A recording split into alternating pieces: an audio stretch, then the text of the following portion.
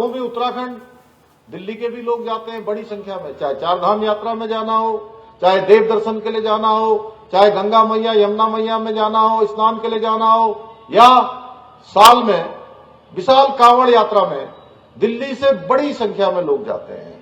बड़े शिव भक्त कांवड़ लेने जाते हैं। भाइयों बहनों, मसूरी में एक घटना हुई। एक घटना में कुछ ऐसी निम्न मानसिकता की कि खाद्य पदार्थों में थूकने का काम।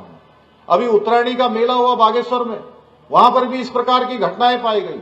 भाइयों बहनों, आप सब चाहते हैं कि उत्तराखंड शुद्ध होना चाहिए, उत्तराखंड हर प्रकार से अच्छा होना चाहिए, वहां पर स्वस्थ परंपराएं होनी चाहिए।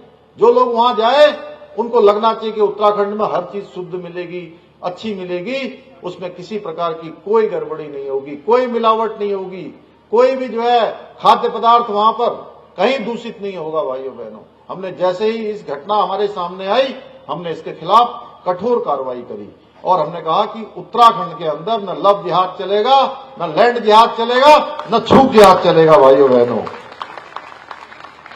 बहनों, इसके अतिरिक्त हमने उत्तराखंड में अभी एक ऐतिहासिक काम, जो हमारी देश की आजादी के बाद हमारी पार्टी के जो 3 प्रमुख मुद्दे थे, 3 वैचारिक प्रमुख संकल्प थे, 3 निशान हो, एक ही प्रधान होना चाहिए।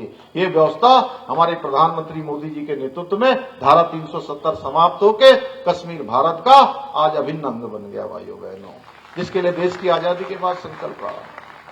तीसरा संकल्प देवभूमि उत्तराखंड की जनता ने आगे बढ़ाने का काम किया। प्रधानमंत्री मोदी जी के नेतृत्व में हम 2022 के आम चुनाव में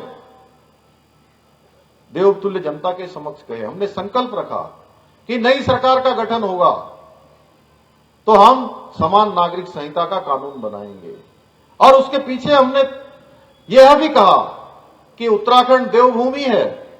उत्तराखंड 2 अंतर्राष्ट्रीय सीमाओं से लगा हुआ प्रदेश है। ये गंगा का प्रदेश है, यमुना का प्रदेश है, ये 4 धामों का प्रदेश है, ये आदि कैलाश का प्रदेश है, महादेव की स्थली है।